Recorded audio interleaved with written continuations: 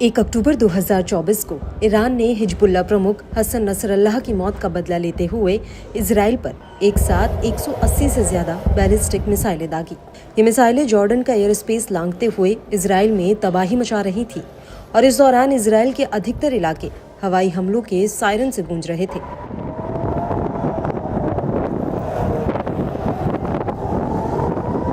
और जब ये हमला खत्म हुआ तो नेतन्याहू ने ईरान से सीधा कह दिया कि वो इसका बदला जरूर लेंगे।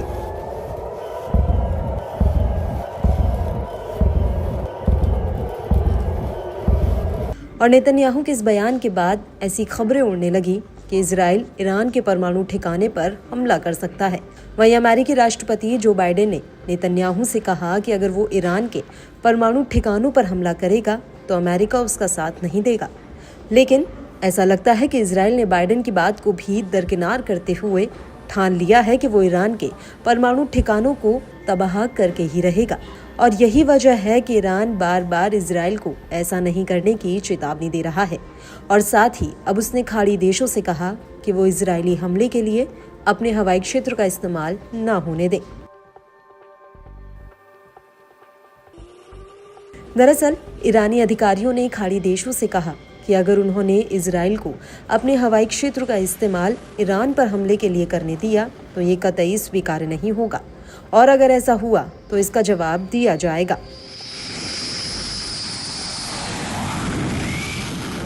हालांकि अंदर खाने ईरानी विदेश मंत्री अब्बास अराकाची ने सऊदी अरब, कतर और अन्य खाड़ी देशों के नेताओं से मुलाकात की और उनसे अपील की है कि वो इजराइल और ईरान के बीच किसी भी संघर्ष में निष्पक्ष भूमिका में रहें।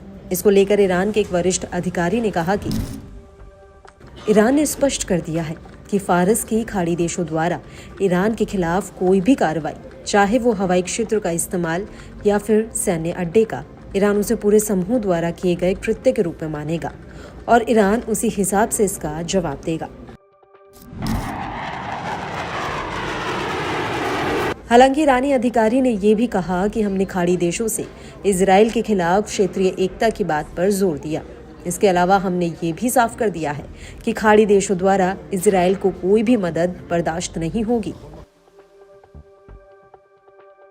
वहीं ईरान को ये भी डर है कि इजराइल उसके तेल भंडारण पर भी हमला कर सकता है, क्योंकि सऊदी अरब की अगुवाई में खाड़ी देशों ने अपना तेल उत्पादन पहले से ही बढ़ा दिया है और अगर ईरान से तेल सप्लाई ठप होती है तो ये देश तेल की अतिरिक्त डिमांड को भी पूरा कर सकते हैं।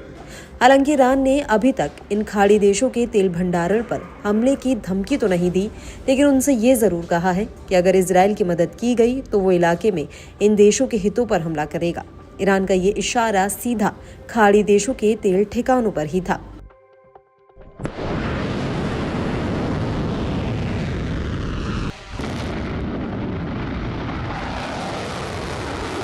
अब इन सब के बीच बड़ा सवाल ये है कि आखिर ईरान को अपने ही इस्लामिक देशों को धमकी क्यों दे रहा है।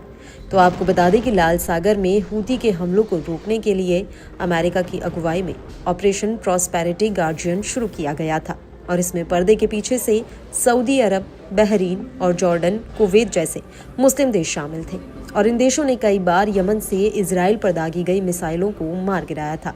सबसे अहम बात यह है कि बहरीन, कुवैत, कतर, सऊदी अरब और यूनाइटेड अरब अमीरात्स में अमेरिकी सैन्य अड्डे हैं, जहां पर हजारों की संख्या में अमेरिकी सैनिक और उनके हथियार तैनात हैं। इसी वजह से ईरान को ये लग रहा है कि इजराइल इन देशों की मदद से उस पर कोई बड़ा हमला न कर दे।